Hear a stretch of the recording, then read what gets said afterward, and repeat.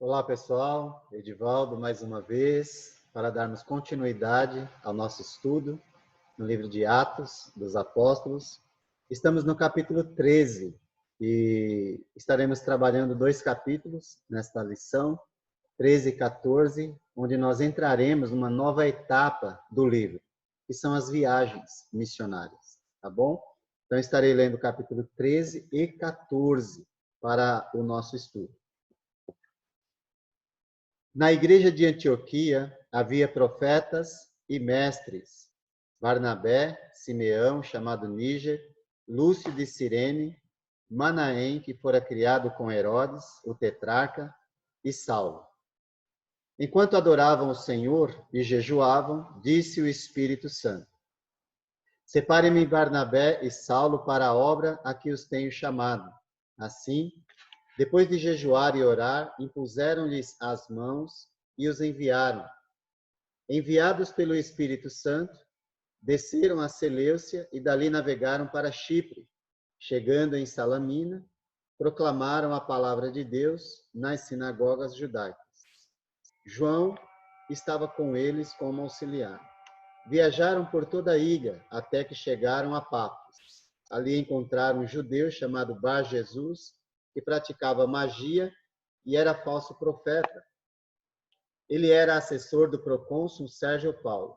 O procônsul, sendo um homem culto, mandou chamar Barnabé e Saulo, porque queria ouvir a palavra de Deus. Mas Elimas, o mágico, esse é o significado do seu nome, opôs-se a eles e tentava desviar da fé o procônsul. Então Saulo, também chamado Paulo, cheio do Espírito Santo, olhou firmemente para Elimas e disse: Filho do diabo, e inimigo de tudo que é justo, você está cheio de toda espécie de engano e maldade. Quando é que vai parar de perverter os retos caminhos do Senhor? Saiba agora que a mão do Senhor está contra você e você ficará cego e incapaz de ver a luz do sol durante algum tempo. Imediatamente vieram sobre ele névoa e escuridão, e ele, tateando, procurava quem o guiasse pela mão. O procônsul, vendo o que havia acontecido, creu, profundamente impressionado com o ensino do Senhor. De Pafos, Paulo e seus companheiros navegaram para Perge, na Panfilha. João os deixou ali e voltou para Jerusalém. De Perge prosseguiram até Antioquia da Psídia. No sábado, entraram na sinagoga e se assentaram. Depois da leitura da lei dos profetas, os chefes da sinagoga lhes mandaram dizer: Irmãos, se vocês têm alguma mensagem de encorajamento para o povo, falem. Pondo-se em pé, Paulo fez sinal com a mão e disse: Israelitas e gentios que temem a Deus, ouçam-me. O Deus do povo de Israel escolheu nossos antepassados e exaltou o povo durante a sua permanência no Egito. Com grande poder os fez sair daquele país e os aturou no deserto durante cerca de 40 anos. Ele destruiu 7 nações em Canaã e deu a terra delas como herança ao seu povo. Tudo isso levou cerca de 450 anos. Depois disso, ele lhes deu juízes até o tempo do profeta Samuel. Então o povo pediu um rei, e Deus lhe deu Saul, filho de Quis, da tribo de Benjamim, que reinou 40 anos.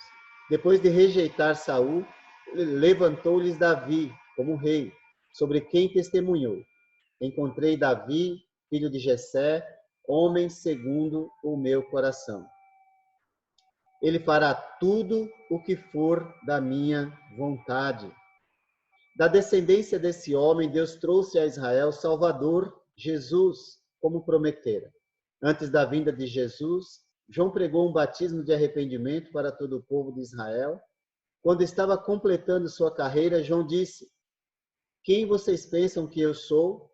Não sou quem vocês pensam, mas eis que vem depois de mim aquele cujas sandálias não sou digno de desamarrar. Irmãos, filhos de Abraão e gentios que temem a Deus, a nós foi enviada esta mensagem de salvação. O povo de Jerusalém e seus governantes não reconheceram Jesus, mas ao condená-lo, cumpriram as palavras dos profetas que são lidas todos os sábados. Mesmo não achando um motivo legal para uma sentença de morte, pediram a Pilatos que o mandasse executar. Tendo cumprido tudo o que estava escrito a respeito dele, tiraram-no do madeiro e o colocaram num sepulcro. Mas Deus o ressuscitou dos mortos, e por muitos dias foi visto por aqueles que tinham ido com ele da Galiléia para Jerusalém. Eles agora são testemunhas dele para todo o povo. Nós lhes anunciamos as boas novas, o que Deus prometeu a nossos antepassados. Ele cumpriu para nós, seus filhos, ressuscitando Jesus, como está escrito no Salmo 2. Tu és meu filho, eu hoje te gerei. O fato de que Deus o ressuscitou dos mortos, para que nunca entrasse em decomposição, é declarado nestas palavras: eu lhes dou as santas e fiéis bênçãos prometidas a Davi. Assim, ele diz noutra passagem: não permitirás que o teu santo sofra decomposição. Tendo, pois, Davi servido ao propósito de Deus em sua geração, adormeceu, foi sepultado com os seus antepassados e seu corpo se decompôs. Mas aquele a quem Deus ressuscitou não sofreu decomposição. Portanto, irmãos, quero que saibam que mediante Jesus lhes é proclamado o perdão dos pecados.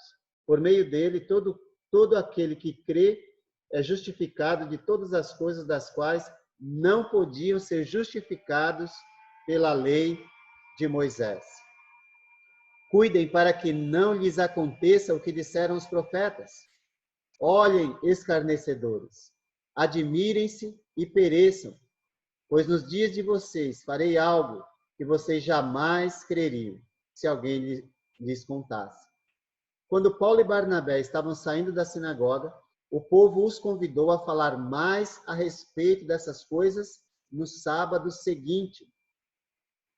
Despedida a congregação, muitos dos judeus e estrangeiros piedosos convertidos ao judaísmo seguiram Paulo e Barnabé. Estes conversavam com eles, recomendando-lhes que continuassem na graça de Deus. No sábado seguinte, quase toda a cidade se reuniu para ouvir a palavra do Senhor. Quando os judeus viram a multidão, ficaram cheios de inveja e, blasfemando, contradiziam o que Paulo estava dizendo. Então Paulo e Barnabé lhes responderam corajosamente: era necessário anunciar primeiro a vocês a palavra de Deus. Uma vez que a rejeitam e não se julgam dignos da vida eterna, agora nos voltamos para os gentios. Pois assim o Senhor nos ordenou: eu fiz de você luz para os gentios, para que você leve a salvação até aos confins da terra.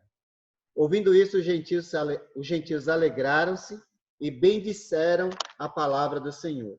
E creram todos os que haviam sido designados para a vida eterna. A palavra do Senhor se espalhava por toda a região, mas os judeus incitaram as mulheres piedosas de elevada posição e os principais da cidade, e provocando perseguição contra Paulo e Barnabé, os expulsaram do seu território. Estes sacudiram o pó dos seus pés em protesto contra eles e foram para Icônio. Os discípulos continuavam cheios de alegria e do Espírito Santo. Em Icônio, Paulo e Barnabé, como de costume, foram à sinagoga judaica. Ali falaram de tal modo que veio a crer grande multidão de judeus e gentios. Mas os judeus que se tinham recusado a crer incitaram os gentios a irritaram-lhes os ânimos contra os irmãos. Paulo e Barnabé passaram bastante tempo ali, falando corajosamente do Senhor, e confirmava a mensagem de sua graça, realizando sinais e maravilhas pelas mãos deles. O povo da cidade ficou dividido. Alguns estavam a favor dos judeus, outros a favor dos apóstolos. formou-se uma conspiração de gentios e judeus com seus líderes para maltratá-los e apedrejá-los. Quando eles souberam disso, fugiram para as cidades licaônicas de Listra e Derbe e seus arredores, onde continuaram a pregar as boas novas.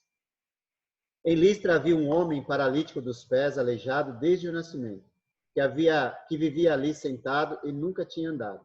Ele ouvira Paulo falar. Quando Paulo olhou diretamente para ele e viu que o homem tinha fé para ser curado, disse em alta voz: levante-se, fique em pé. Com isso, o homem deu um salto e começou a andar. Ao ver o que Paulo fizera, a multidão começou a gritar em língua licaônica: os deuses desceram até nós em forma humana. A Barnabé chamavam Zeus e a Paulo Hermes, porque era ele quem trazia a palavra. O sacerdote de Zeus, cujo templo ficava diante da cidade, trouxe bois e coroas de flores à porta da cidade, porque ele e a multidão queriam oferecer-lhes sacrifícios. Ouvindo isso, os apóstolos Paulo e Barnabé rasgaram as roupas e correram para o meio da multidão, gritando: homens, por que vocês estão fazendo isso?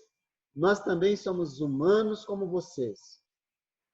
Estamos trazendo boas novas para vocês, dizendo que se afastem dessas coisas vãs e se voltem para o Deus vivo, que fez o céu e a terra, o mar e tudo que neles há.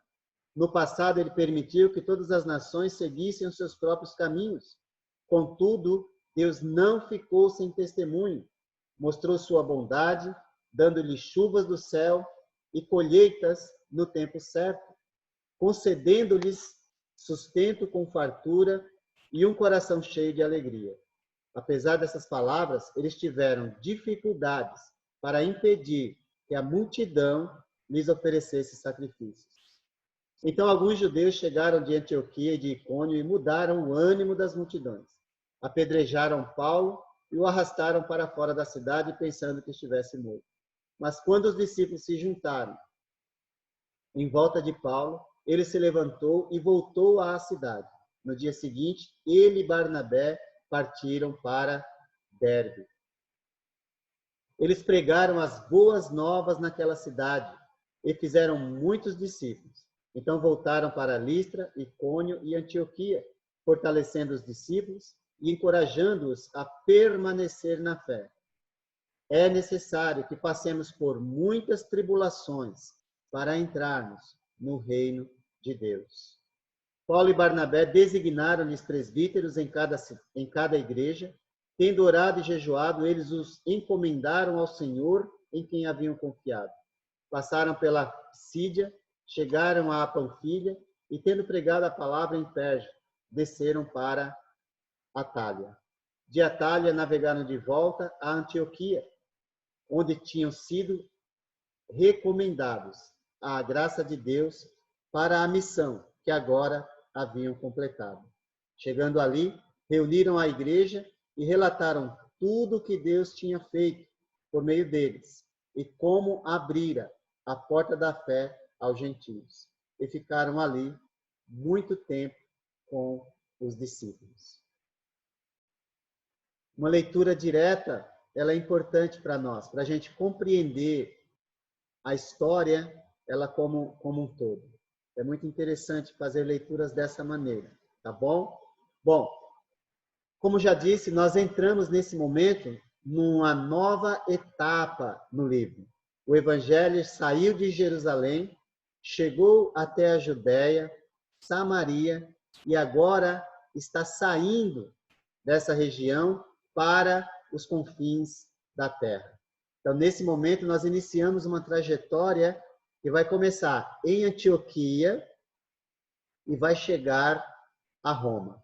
É interessante notar que Antioquia vai passar a ser uma igreja gentílica, vai passar a ser praticamente o quartel-general das 3 viagens missionárias do apóstolo Paulo. Em 2, ele volta para Antioquia e volta para Antioquia de novo. Na 3ª, sai de Antioquia, mas aí ele vai para Jerusalém. Então, que nós possamos ficar atentos ao aprendizado que Deus tem para nós. Então, nós temos agora, no capítulo 13 e 14, a primeira viagem missionária do apóstolo Paulo, agora vai ser chamado Paulo, não é? E também o Barnabé. E João Marcos acompanhou também nessa viagem, mas acabou abandonando no meio do caminho. Então, como já disse, o ponto de partida é Antioquia. Então, agora nós estamos aqui, né? Ficamos vários momentos aqui em Jerusalém, lembra? Agora nós estamos saindo daquela região, estamos no norte de Israel, tá bom? E daqui, Paulo vai sair para a viagem missionária junto com Barnabé e João Marcos. Eles vão vir aqui à ilha de Chipre, Panfilha, Antioquia da Psídia. Então perceba que tem uma Antioquia aqui e outra aqui, essa Antioquia da Síria, e aqui a Antioquia da Psídia. Vai chegar até aqui em Listra, Icônio e Derbe, e depois eles vão voltar para Antioquia, tá bom? Só para a gente ficar por dentro. O verso importante para mim nesse trecho é justamente aquilo que dá ênfase no comunicado das boas novas a respeito de Jesus. Então, eles pregaram aos judeus primeiro e depois aos gentios. E Paulo vai dizer, nós lhes anunciamos as boas novas. O que Deus prometeu a nossos antepassados, ele cumpriu para nós, seus filhos, ressuscitando Jesus, como está escrito no Salmo 2. Tu és meu filho, eu hoje te gerei. Essa é a mensagem que eles pregaram e que nós devemos dar continuidade pregando também, tá bom? Só para a gente ficar atento. Então, nós temos aqui, nesse primeiro momento, os primeiros missionários designados pela igreja. E a igreja aqui, missionária, é a igreja de Antioquia. Nessa congregação, o texto diz que havia em Antioquia profetas e mestres da igreja, na igreja naquele momento. A palavra profeta significa porta-voz de Deus. Lembrando que o Novo Testamento ainda não está escrito nesse momento. Então, esse dom, como no Velho Testamento, foi necessário, também foi necessário nos primórdios, ou seja, no início da igreja. Mas esse dom de profeta, ele tem a ver com o ensino, assim como o dom de mestre, que são professores, onde Deus dá o dom para o servo dele compartilhar da sua palavra com a igreja. Então, a igreja em Antioquia, ela tinha esse dom nesse momento. Um desses profetas, ou chamados profetas, era Barnabé.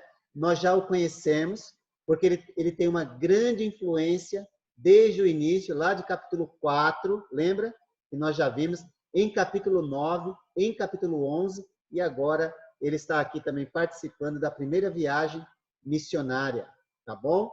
Simeão, chamado Níger, tá bom? É um outro irmão que foi reconhecido com o dom de profeta nesse momento.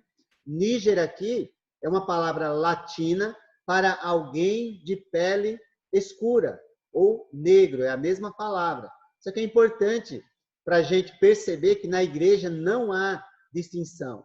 Não é classe social, não é cor da pele que vai ser usado para quem faz parte, não. A igreja, ela é multirracial. A igreja, ela une todas as pessoas, rico, pobre, negro, branco. Então, a gente precisa entender que a igreja, ela acolhe todas as pessoas. Então, é importante que a gente fale isso nesse momento, tá bom? Então, nós não devemos julgar ninguém por nível social, por cor de pele. Não. Deus aceita todas as pessoas. Lúcio de Cirene, lembrando aqui que alguns que estavam em Pentecostes era da região de Cirene, tá bom? Ou Sirineus, tá bom? Então, esse Lúcio, ele era dessa região. E ele agora está em Antioquia. Interessante a gente observar isso, que a igreja se espalhou por todas as partes e por alguma razão, Deus colocou algumas dessas pessoas na igreja de Antioquia para cumprir os seus propósitos, tá bom? Você talvez encontre por aí alguns tentando fazer identificação desse Lúcio com Lucas, porque os nomes são parecidos, tá bom? Mas pela Bíblia não dá para a gente fazer essa identificação, ok? Então, só para quando você encontrar, pelo menos você ouviu a gente falar sobre essa questão rapidamente. Menahem, que fora criado com Herodes, o tetrarca.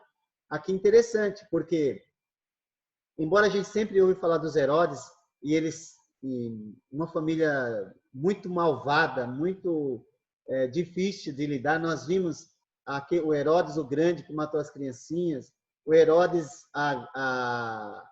Antipas, que acabou decapitando João Batista, nós vimos o Herodes, aquele Herodes que acabou sendo morto em Atos capítulo 12, Herodes Agripa. Então, a família é muito difícil. Por outro lado, havia gente dentro da casa de Herodes, os servos dele, né? Ele, no caso aqui, que fora criado por ele, que acabou se convertendo ao Senhor.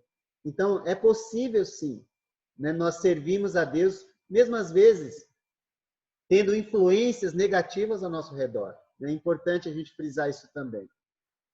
E Saulo, que a partir desse momento agora vai ser chamado Paulo, e vou explicar por quê no momento oportuno. Ele foi incumbido de pregar o evangelho aos gentios uns 10 anos antes, e agora ele está pronto para assumir a sua responsabilidade.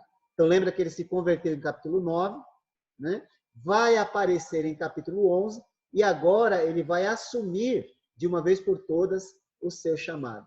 Então é importante, apesar de nós estamos lemos rápido aqui, já se passaram aí pelo menos uns 10 anos desde a sua conversão, onde ele se converteu aí mais ou menos no ano 34 ou 35, é o que se chega próximo aí do tempo da sua conversão, e se passando aí os 10 anos, estamos aí chegando aí ao ano 44 ou 45, e essa viagem missionária vai durar uns 2 ou 3 anos aí aproximadamente, tá bom? Só para a gente ter uma noção de tempo, né?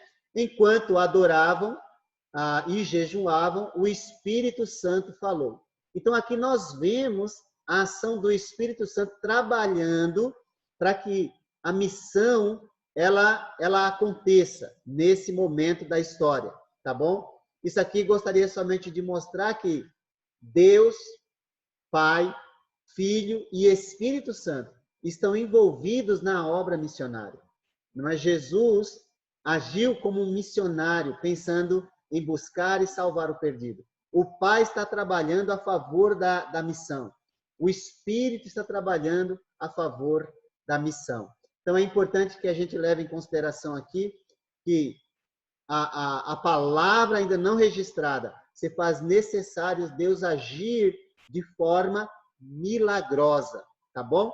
Mas gostaria de chamar a sua atenção aqui para essas duas palavras que você está vendo aí. Leiturgunton é a pronúncia, tá bom? Essa palavra grega. E a outra palavra é nesteunton, que na verdade é adoravam e jejuavam. Enquanto eles estavam praticando adoração a Deus e jejuando, o Espírito Santo agiu.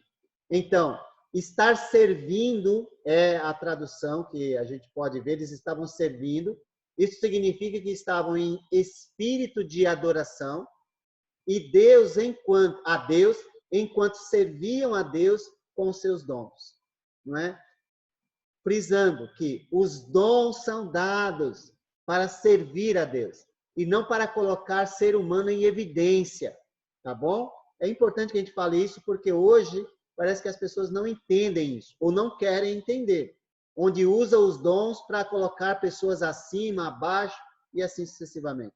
Não é o objetivo dos dons da igreja de Deus. Os dons são para servir a Deus e promover a obra de Deus e promover a Deus e não o homem, tá bom? E também estar jejuando, que quer dizer estar em abstenção de alimento, e aqui revela dependência completa de Deus, tá bom? Acompanhado sempre de oração. Então, jejum não é dieta, Jejum é feito com propósito. Nesse caso aqui, o propósito é promover a obra missionária, tá bom? Então, acaba servindo de exemplo para a gente, tá bom? O jejum, ele tem o seu lugar na igreja. Em momentos específicos, nós precisamos também aderir a essa prática, tá bom? Mas lembrando sempre que isso não é um mandamento, e sim uma prática onde revela a dependência da igreja. Uma igreja que depende de Deus, naturalmente, ela pratica a oração, ou melhor, o jejum acompanhado da oração.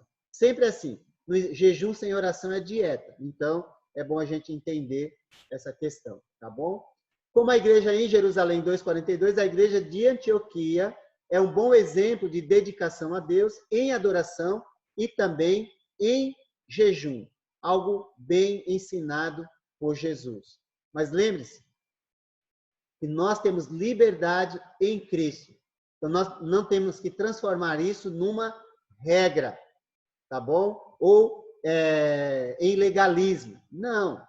E lembrando que Jesus, ele disse, se você jejuar, não fica mostrando para os outros que você está jejuando, tá bom? Então, é algo muito pessoal. Mas há também a possibilidade de um jejum coletivo, respeitando as limitações de cada pessoa, de cada irmão. Tá? A palavra traduzida adoravam, ela foi usada na Septuaginta para descrever o serviço feito pelos sacerdotes e levitas. É a palavra grega que está sendo usada aí, ela vem da Septuaginta. E o que é a Septuaginta? É uma tradução grega do Velho Testamento, tá bom? Que foi feita entre o ano, mais ou menos, século II a.C., tá bom? Só para... E a gente fala isso em outras ocasiões. Mas é só para você entender de onde vem essa prática.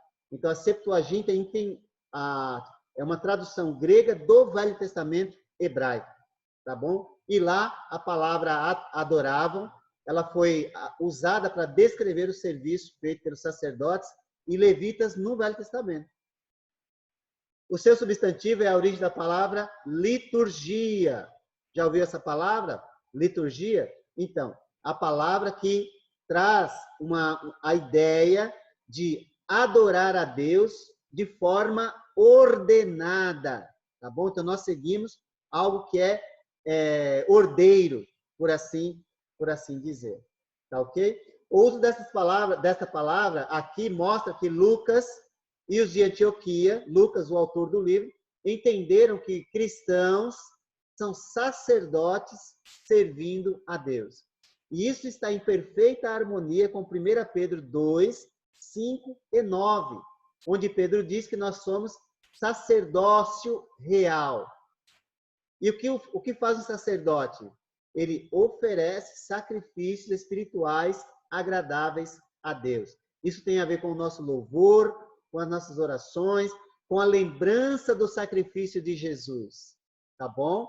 Só para você entender o que são sacrifícios espirituais, que é o que Pedro fala na sua primeira carta. Possivelmente o Espírito falou sobre a obra que queria por meio de um destes profetas, que foram mencionados anteriormente, pois foram enviados pelo Espírito Santo.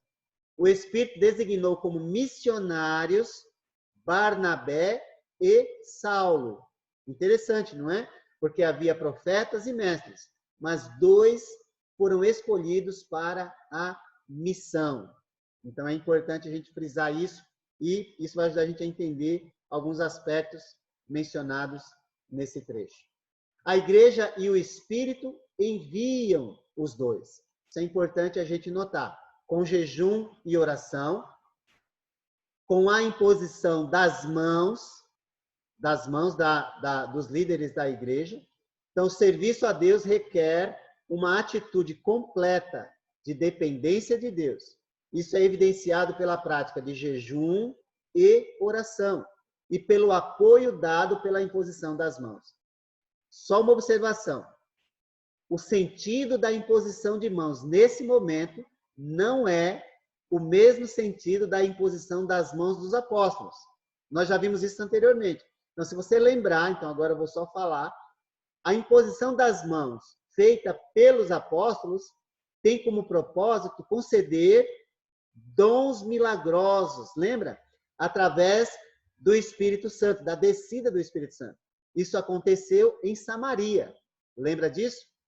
Filipe e Estevão, que receberam a imposição das mãos dos apóstolos, poderiam fazer milagres, mas não poderiam transmitir dons. Então, nesse momento aqui, a imposição das mãos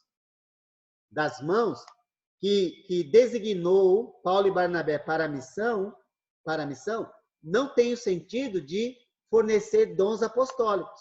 Por quê? E por que nós podemos afirmar isso? É só você lembrar quem é Paulo. Paulo é um dos apóstolos e tem o dom de transmitir os dons. Ele vai fazer isso com Timóteo, não é? E ele está recebendo a imposição de mãos.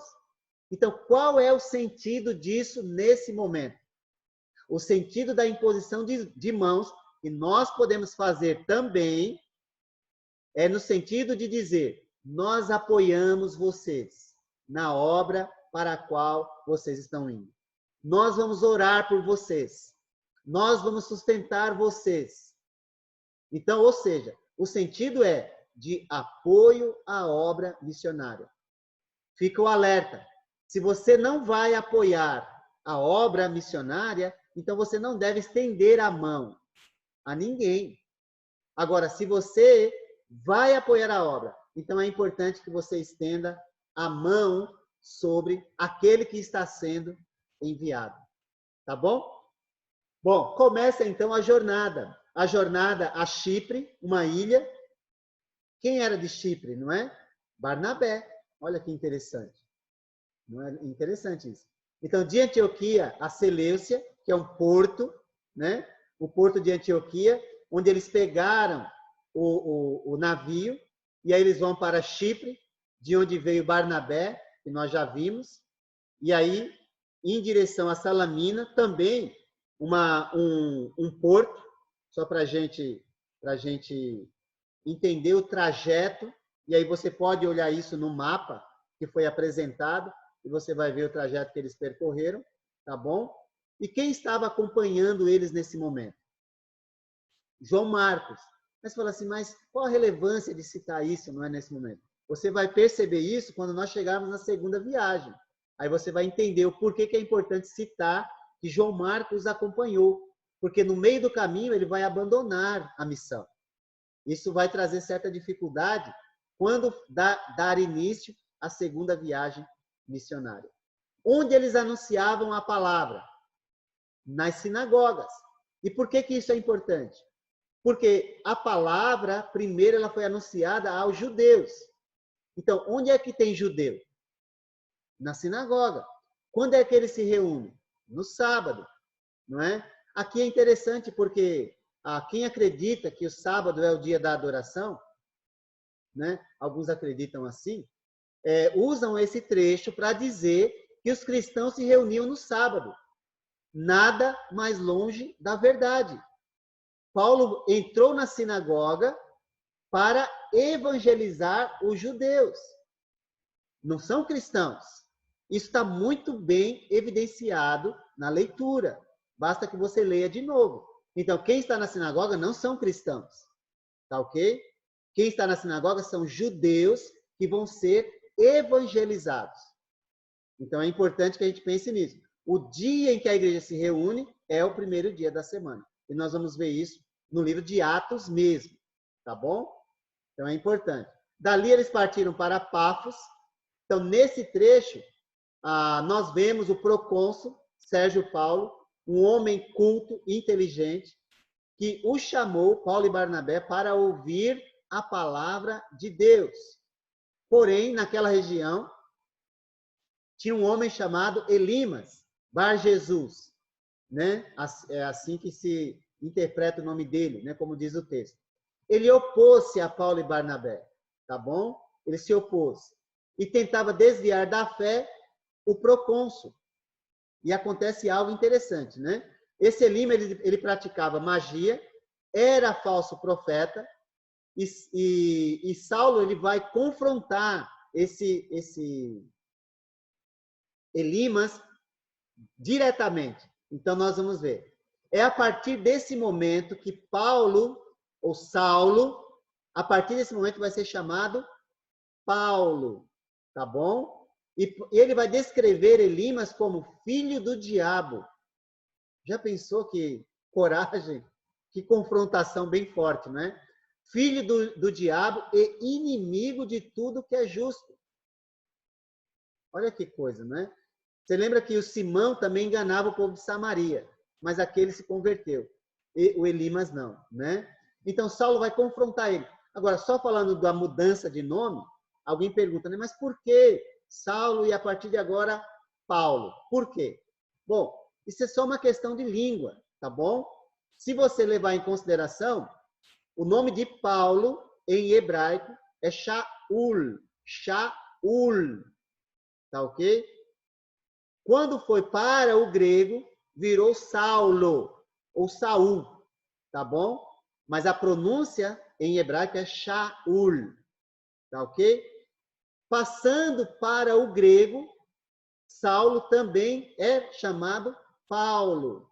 Então é importante que a gente leve em consideração que Paulo é porque ele se tornou o apóstolo dos gentios.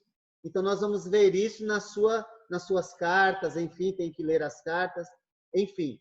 Mas é porque ele vai ser o apóstolo dos gentios. A sua obra será entre os gentios. Então por isso ele vai ser chamado dessa maneira. Então não é outro nome, tá bom? Então é Saulo ou Shaul e que foi chamado Paulo no grego, na língua grega, tá bom? Só para você ver. Então, na verdade, é só mudança de língua e não mudança de nome. É também chamado Paulo, tá ok? Enfim, isso eu tenho que falar. Paulo, então, ele pronunciou que ele ficará cego durante algum tempo. E aí a gente vê que poder extraordinário Deus concedeu aos apóstolos, aos servos dele. Você acha que alguém tem o poder de dizer para o outro hoje, você vai ficar cego por algum tempo, não é? Deus não deu esse poder mais para ninguém, tá bom? Por quê? Porque nesse propósito, esses poderes têm, nesse momento, esses poderes têm um propósito, têm um objetivo. Qual é o objetivo? Nós vimos a conversão, no caso aí do procônsul Sérgio Paulo, tá bom? O procônsul creu, profundamente impressionado com o ensino do Senhor. A palavra ensino aqui é a palavra grega didaquê, ou didaqué, tá bom? Aí você pronuncia do jeito que você achar que deve pronunciar. Mas não é didaché aqui, tá vendo? Esse CH aqui é a letra ki na língua grega, tá? Enfim, o ensino e não simplesmente o milagre causou esta impressão. É importante a gente falar isso porque as pessoas dão ênfase no milagre, quando na verdade o texto bíblico está dando ênfase no ensino das boas novas a respeito de Jesus. O milagre confirma este ensino, mas o mais importante é o ensino e não o milagre, tá bom? Então a jornada ela continua até Antioquia da Psídia. Eu mostrei lá no mapa que tem duas Antioquias, tá bom? Uma na Síria e outra na Psídia. Ou seja, mais próximo da Europa, tá ok? Eles navegaram para a Pérgia e na Panfilha, onde João os deixou e voltou para Jerusalém. Nós não sabemos os motivos desse retorno ou desse abandono, mas o fato é que ele voltou. Talvez medo, a região da Panfilha, uma região prolífera para pegar doença, talvez, enfim, nós não temos os motivos. Então nós falamos somente que ele abandonou. Isso vai trazer algum certo desconforto mais tarde, nós vamos ver quando começarmos a segunda viagem. Chegaram a Antioquia da Psídia, onde no sábado Paulo foi convidado a pregar na sinagoga. É tão evidente isso, e eu não sei por quê, que quem acredita que o sábado ele continua, usa esse trecho.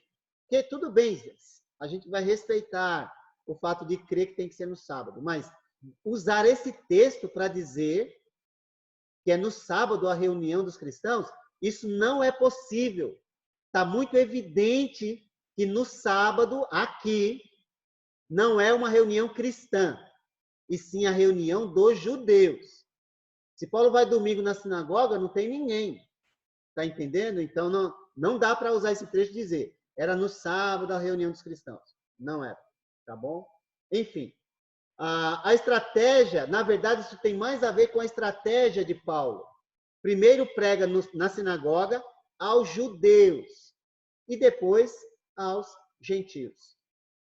Tá bom? É importante a gente notar aqui que também havia tementes a Deus na sinagoga, que são gentios, mas que acreditam nos princípios judaicos. Tudo bem? Só para a gente. Mas aqui é só estratégia missionária. Primeiro judeu, depois o gentio. Está baseado em Romanos 1, 16 e 17, quando Paulo vai escrever àqueles irmãos. O sermão de Paulo aos judeus, na sinagoga, é um bom resumo do Antigo Testamento também. Nós já vimos isso no capítulo 7, e agora nós temos outro resumo do Antigo Testamento no capítulo 3. Mas só para a gente trabalhar como a mensagem que Paulo pregou, nós damos o tema aí para esse trecho de Deus, ele cumpriu as suas promessas. É o que ele fala no verso 32, tá bom? Então, Deus preparou tudo para a vinda do Salvador, ele vai dizer, libertou Israel do Egito, deu ao povo a terra de Canaã. Lembra que ele disse, Deus destruiu 7 nações, e foi mesmo, e deu aquela terra ao povo de Canaã, ou melhor, ao povo de Israel. Deu juízes até o tempo do profeta Samuel. Olha que beleza. Então, um bom resumo, não é, do Velho Testamento, né? Deus reis, Saul e depois Davi, homem segundo o coração de Deus. Olha que beleza. Que expressão linda que Deus fala, não é? A respeito de Davi. A gente olha para o pecado de Davi, não é? Deus olha para o coração dele. Com isso, não significa que ele não precisava se arrepender do seu pecado. E ele se arrependeu. Aliás, foi muito doloroso e amargo para a vida dele carregar essa marca. Mas o fato é, Deus o perdoou. E ele foi chamado homem segundo o coração de Deus. Tá bom? E não praticou mais aquele pecado. É importante falar isso.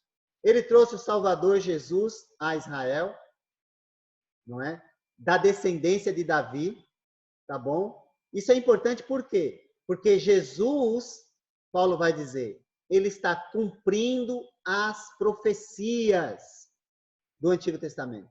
De acordo com a pregação do precursor, João Batista, importante também, porque eles acreditavam que João era profeta, então é importante falar sobre isso. De acordo com as profecias da sua execução, ou seja, aquilo que aconteceu com Jesus está escrito. Então, aqui é só para você ver que a mensagem envolve a pregação, envolve o evangelho, envolve o cumprimento das profecias, tá bom? Não é os milagres, a ênfase não é nos milagres. Os milagres só servem para chamar a atenção das pessoas, naquele momento, onde a Escritura ainda não está registrada. De acordo com as profecias da sua ressurreição, mediante Jesus é proclamado o perdão dos pecados e a justificação. Ou seja, todos têm acesso. Mas é necessário crer.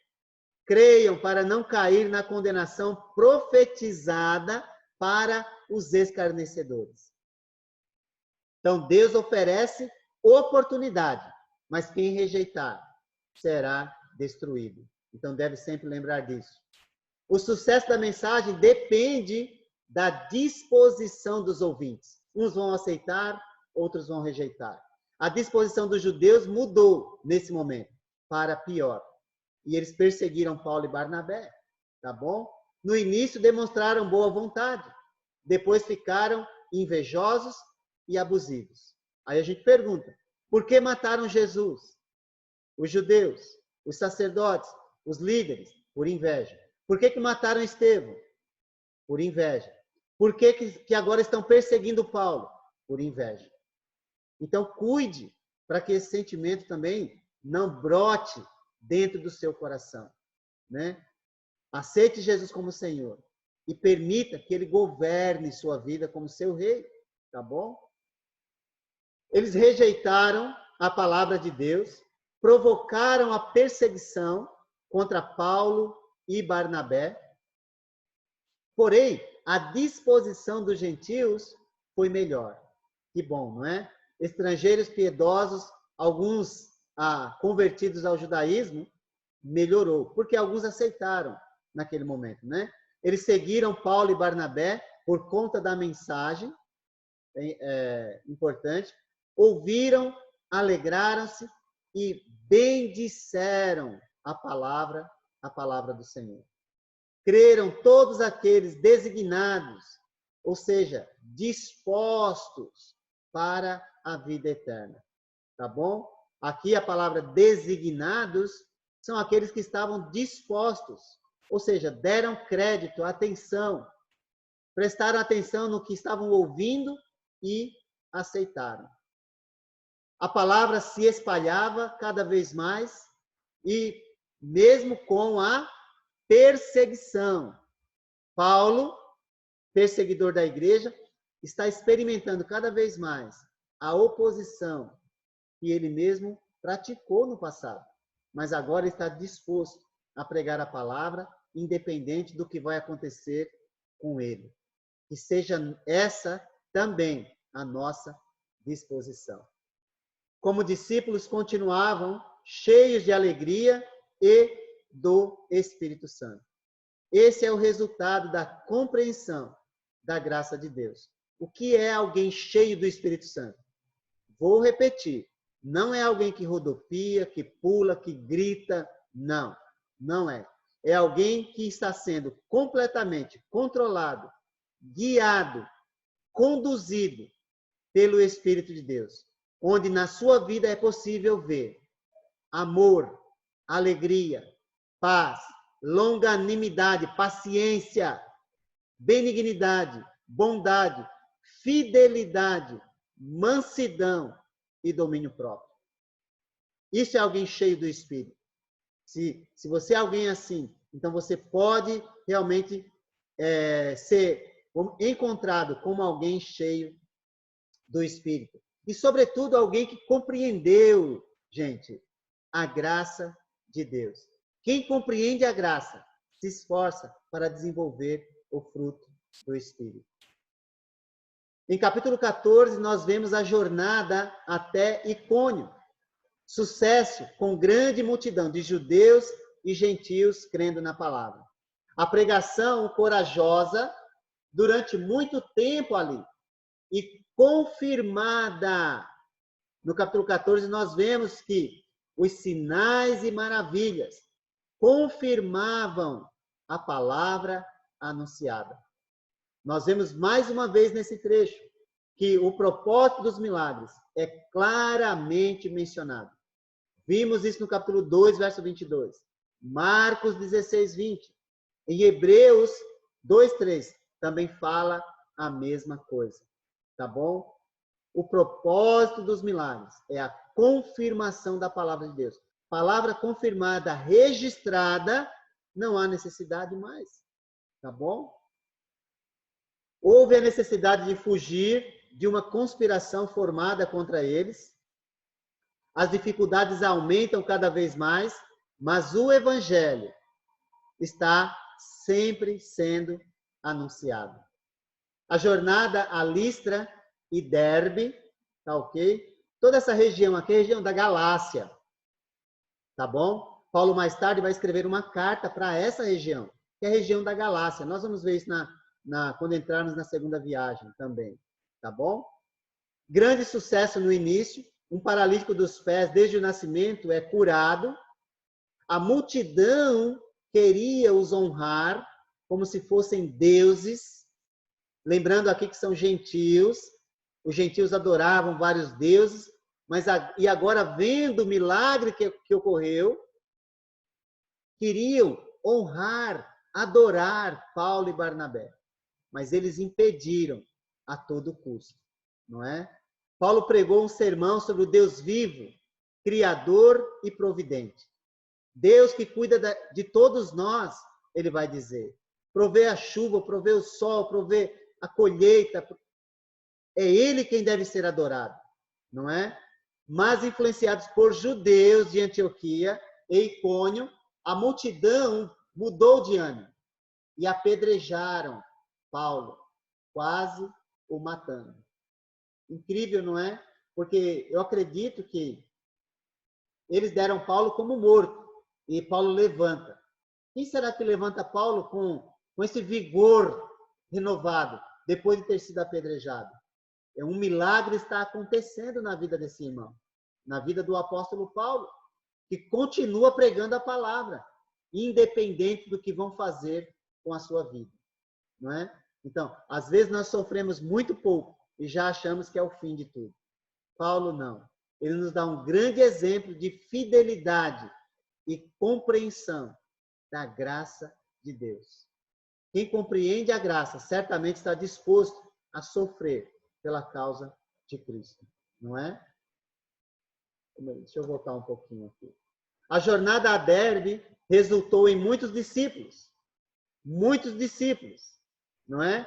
Esse é o resultado legítimo da pregação do Evangelho, tá bom? Conforme Mateus 28:19, onde Jesus ordenou: vão, façam discípulos de todas as nações, batizando-os e ensinando-os.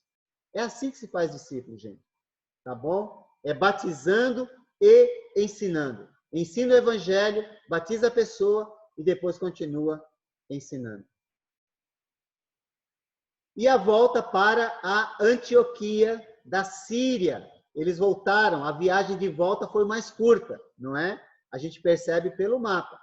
Mas eles voltaram. Eles passaram de novo em Listra, cidade de Timóteo, Icônio e também Antioquia da Psídia. Mais tarde, Paulo vai lembrar Timóteo de tudo isso, né? Para incentivá-lo a continuar firme no propósito do seu chamado. Timóteo, ele foi incumbido de ajudar a igreja de Éfeso e as dificuldades foram muito grandes. E ele ficou desanimado. Homens de Deus, mulheres de Deus, ficam desanimados. Mas Paulo escreveu a carta para animá-lo. E nós vamos ver em Atos 18 o Paulo desanimado e Deus animando ele. Então, o desânimo não é sinal de fraqueza. Tá bom, irmãos? Tá bom, você que me ouve? Não julgue por fraqueza. Desânimo faz parte da nossa humanidade. Nós somos humanos. E Deus, sabendo disso, sempre envia algo ou alguém para nos animar. Tá bom? Então é importante que a gente guarde isso. Eles fortaleceram e encorajaram os discípulos a permanecerem na fé, apesar das muitas tribulações. Eu vou ler esse verso de novo, para a gente perceber que isso destrói a igreja falsa, que diz: pare de sofrer. Mensagem de falso profeta essa. Olha o que está escrito. Fortalecendo os discípulos e encorajando-os a permanecer na fé, dizendo: é necessário que passemos por muitas tribulações para entrarmos no reino de Deus. Tribulações, dificuldades, aflições, desânimo fazem parte da vida cristã. Somos seres humanos. Agora, se você pregar a verdade, você vai passar por tribulações, como Paulo passou, como Barnabé passou, por dificuldades provocadas pela pregação da palavra de Deus, não é? Jesus disse, sereis odiados de todos por causa do meu nome. Aquele que perseverar até o fim, esse será salvo. As pessoas, essa palavra odiar que Jesus usou, significa que as pessoas vão matar você dentro do coração delas e depois vão querer eliminar você. Mas não permita que você mate ninguém dentro de você. Continue pregando com fervor, sabendo que a sua vida nas mãos de Deus, está protegida. A sua alma está protegida. E Deus vai cumprir, vai completar a obra que Ele começou em você. Acredite, não é? E aqueles designaram-lhes ou promoveram a eleição de presbíteros em cada igreja. Gostaria de chamar a atenção aqui para a palavra presbítero, que nós já vimos que significa anciãos, tá bom?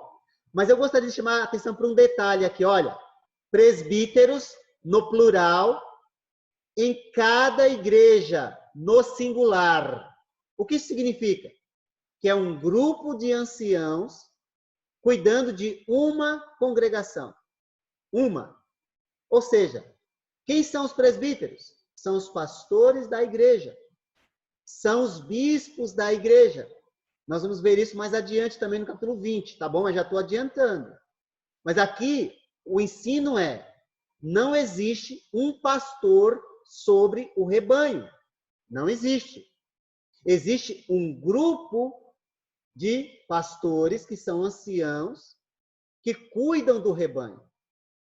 E quem é que escolhe essas pessoas? Nós já vimos em Atos capítulo 6. É a igreja.